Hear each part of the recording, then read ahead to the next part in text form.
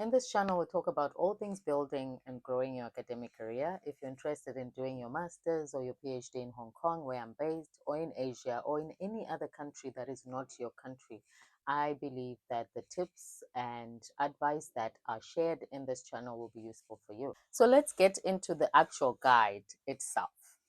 So before you come, you've sorted out your visa, you've sorted out your options for funding for those that need to make some extra money when you arrive. What else do you need to think about? Um,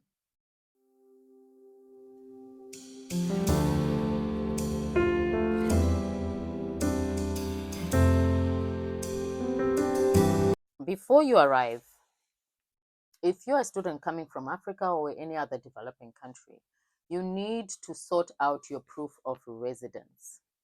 And I do not know how to emphasize this enough. I wish I could say it in caps, because this is going to be very important for you to open a bank account.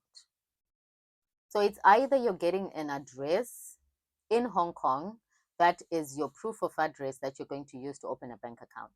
Now, if you're staying on campus, if you're a student that has received campus accommodation, that means your proof of address is going to come from that residential place that you have received. But most of the students, by the time you arrive, you don't have a letter that you've received before showing this residence as your proof of address, which complicates things. But when you arrive, one of the first things that you need to do is to open a bank account to allow you to receive your funding money. If you're on scholarship, which was my case, I was on scholarship and I needed to start receiving my money upon arrival. And it took me more than a month to open a bank account. So you want to avoid this.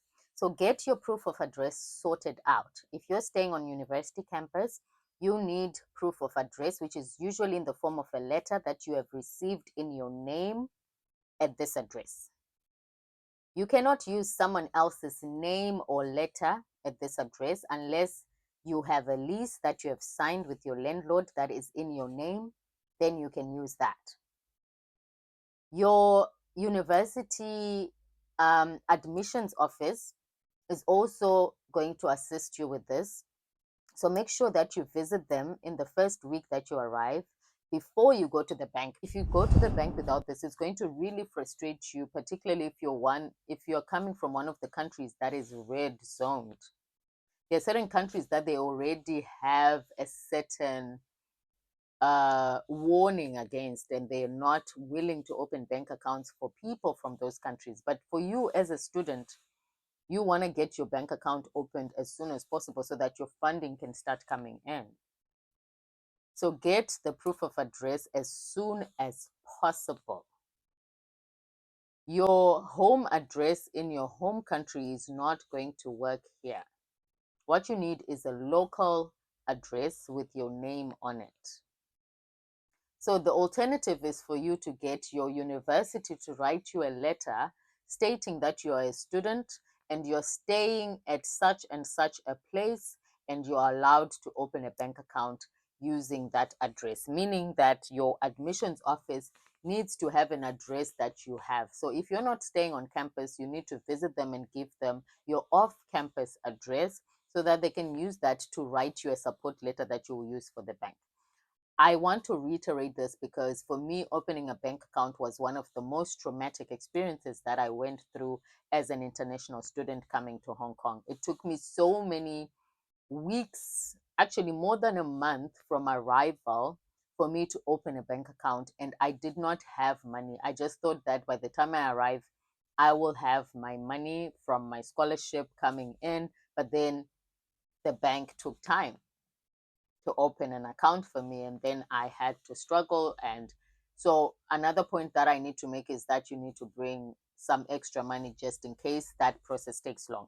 Usually opening a bank account is one of the biggest headaches you're going to have, but to avoid that headache, make sure that you've done your proof of address, and they're going to need some form of ID. In this case, as you're arriving, you need to sort out your Hong Kong ID. This is also a requirement that you need to do in the first month of arrival. In the first 30 days of arriving in Hong Kong, you've entered, you need to go and process your Hong Kong ID. Usually, you're told this even at the airport. Usually, you're told this even by your admissions office that you need to process this. It's a very straightforward process. You can do it online and then you set up an appointment and then you go and submit your documents. But you need to have that ID by the time you open a bank account. So you see how it can actually delay the process of you getting your bank account. And then that's going to complicate you receiving your money, and it's going to complicate your adjustment, because if you don't have any other savings, then you are stuck. You don't want to be in this situation. A lot of us, when we started, we didn't have this information, which is why I'm taking it upon myself to tell you, sort out your proof of address first, because you're going to need that to open your bank account. So proof of address, your Hong Kong ID. Your passport alone is not going to be needed at this point. They need you to have a Hong Kong ID to open a bank account. So once you get your bank account sorted out and your money is coming in, you need to be able to travel around. So what is the one thing that you're going to need? I would suggest that you need to download Google Maps. You need to download all the transport apps that you can download on your phone, because you're going to need this. I say Google Maps first because it's going to give you directions of how you travel to a place. If you're going to go by bus, this is how you do it. And then it will show you the kind of transport that you can take to go to from point A to point B.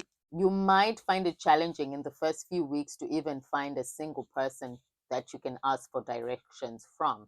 It happened to me when I first arrived in Hong Kong. I thought I could just ask for directions if I'm lost, but then I forgot the issue that you have a language barrier. A lot of people do not want to speak in English, particularly, remember, I'm talking in the Hong Kong context. You might struggle if you are in the areas where it's predominantly Chinese people. You might struggle to find even a single person to ask for directions from, meaning you are going to get lost with no one to ask for directions. So please use your phone for this. Download Google Maps, download Move It, download all the transport apps. So if you're going to use the Metro Rail, there is the Metro Rail app. Again, the schedules, when the bus is coming, and the stops. Download the Uber app if you're into taking Uber, just to make your life easy, because directions are not going to be given to you by the person on the street. So this is me preparing you in advance.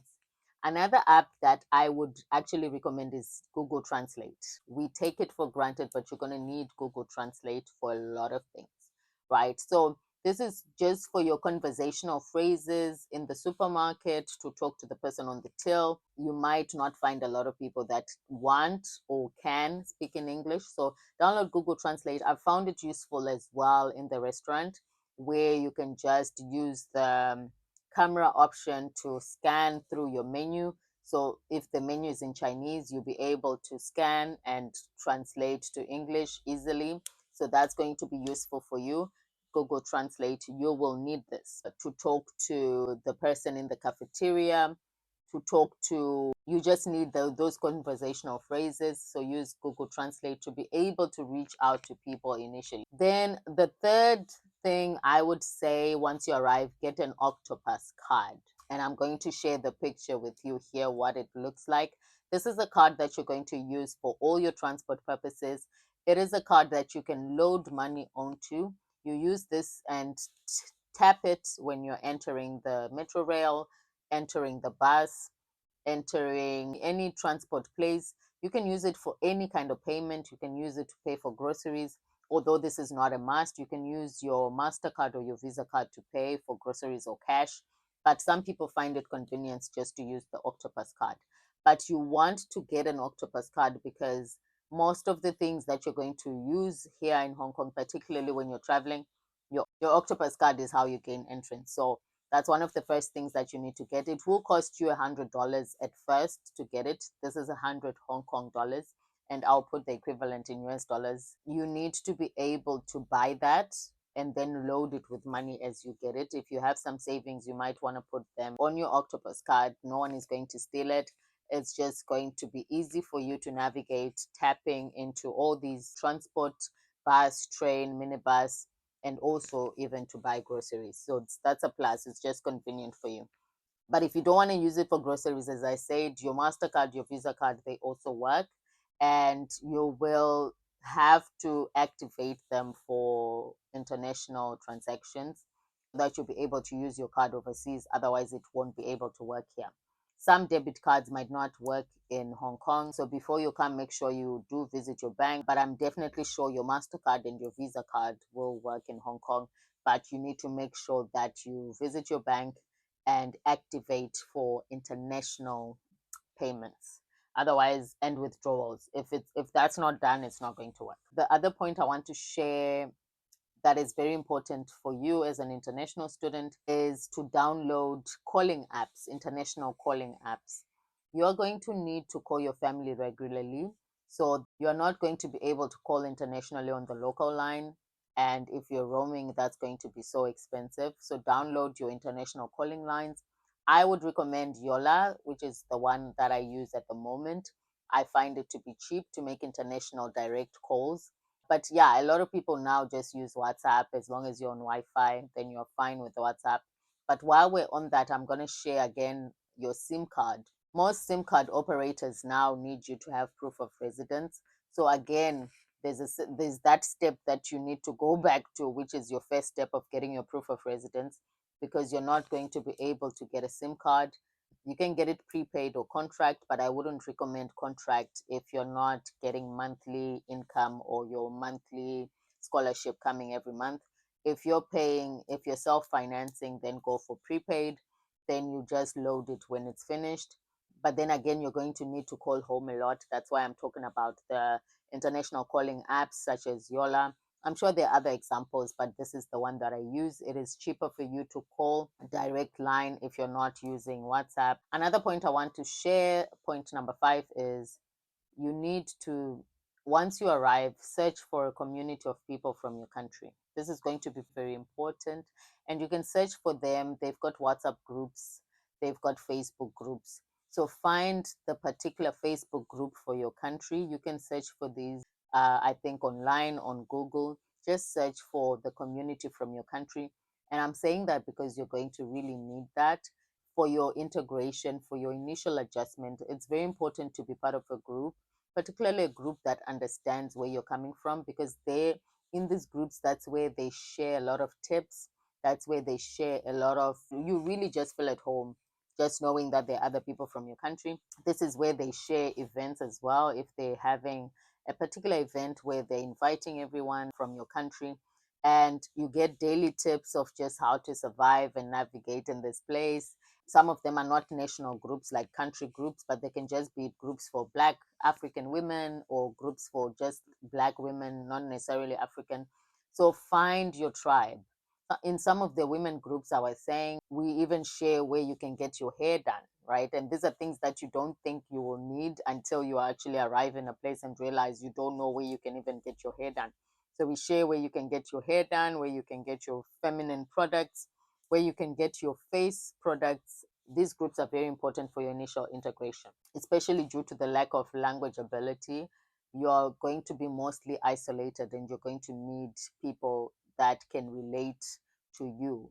So find other international students so that you plan your own activities, do your own things. Of course, yes, we want to mix with other people. That's actually something that I would recommend if you can.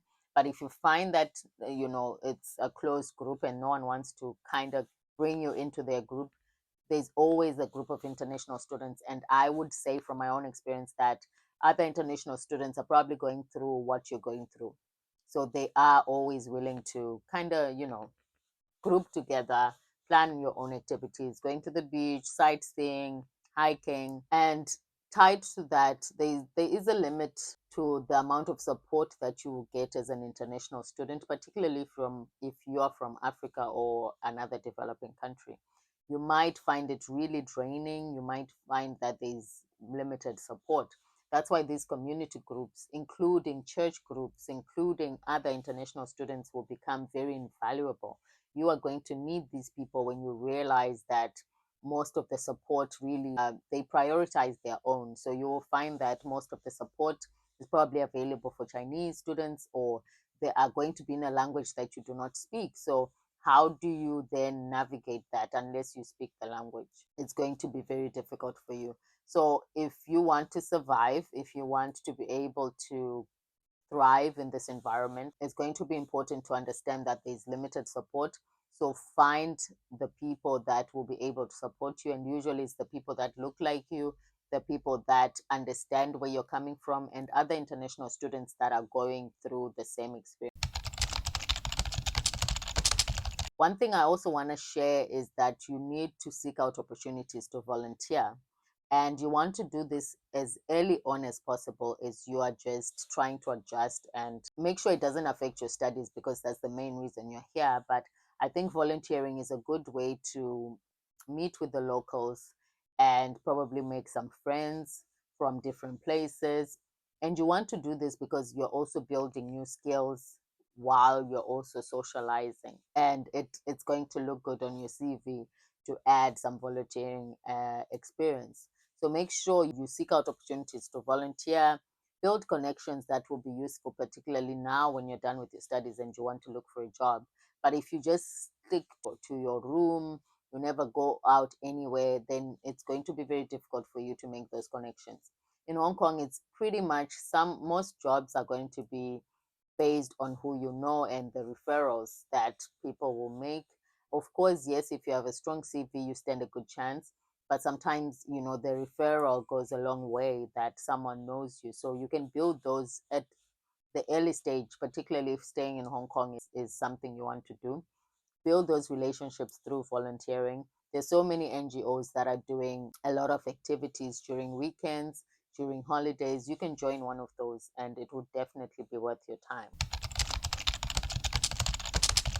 Hostel accommodation. If you're staying on campus, I would actually advise you to stay on campus if you can. Hong Kong housing, Hong Kong accommodation is the most expensive, one of the most expensive in the world. If you stay on campus, it's more subsidized, meaning it's cheaper than staying outside. So you want to take advantage of hostel accommodation first. So find out if your university has hostel accommodation first before you look at outside options. Although some universities do have hostel accommodation outside of their campuses, but it's still within the university. So that is your first option. Get university accommodation first before you go to private accommodation options, because those are going to cost you more. Even if you're on scholarship, you're going to be taking out more money from your scholarship to pay for rent, and you don't want to do that. In the event that they do not provide accommodation, then you're stuck with off campus accommodation. Do find out first from your university if they have recommendations before you set out on your own. I'm saying this because as an African or another international student, particularly if you're coming from a developing country and you're not of the same race and you don't speak Chinese or Cantonese, you're going to get a very hard time to find a landlord willing to lease out to you. So find out your university recommendations, because they'll be able to guide you to landlords that are actually willing to offer accommodation to students without looking where they come from, because you don't want to face that challenge of now you will feel discriminated against because you were not prepared enough. So make sure you ask your university for recommendations before you go out on your own to try and search out for your own landlords or your own agents. One thing I also want to share is that you need pick up some language classes if you can. If you have some time, if you have some free time, pick up a language class. Pick up a language class and learn some Cantonese, learn some Mandarin. It will be a lot of fun. I tried to do it for 2 months. I couldn't sustain it because obviously I was doing a PhD and I had to prioritize. But if you are a person that learns languages quickly, you will benefit a lot from picking up Cantonese or Mandarin. And this is definitely something that's going to be useful for your CV. You might even use it when you're job hunting, because especially if you want to work in Hong Kong, that counts a lot. So you might want to pick up some classes whilst you're here. So another tip I want to give you is pack as much of your favorite foods as you can when you're coming, because we take it for granted just how unavailable some products are when you're moving to a new country. I did not think of that when I came here. And I realized that my local food was not available here, which is mealie meal that we use to make what is known as sadza in my country. And I struggled. If you're going to get it locally, then it's very expensive or it's a different version of it, not really hitting the point. So, depending on what country you're from, if you're getting food from your country locally, it's going to be expensive because then you factor in the cost of importing that to come here. So obviously it's going to be very expensive. So pack as much as you can until the next time you need to go home. As much as your luggage can carry, actually, just the basics. Of course, there's certain things that are banned from coming into Hong Kong. You can't bring in poultry, you can't bring in any raw meat, and I think eggs and things like that. Yeah, so there's certain things that are not on the list of things that you can bring. But your powders like mealie meal, your favorite cereal or vegetable that is dried that you can bring, something that you can't live without, do pack that, or some snack that you cannot live without, as well as local hair products. It's very expensive to get African hair products here, or whatever it is you use for your hair in your country. You might not be able to find it here, so pack as much as you can, because when you do find it, it's going to be probably double or triple the price. When it comes to food products, the food in the early days might really shock you when you have to buy like local food and it's your first time eating that and you're not used to it. So pack as much as you can, especially if you stay in a place where you can cook your own food. Then you'll be able to adjust much better without having to struggle too much.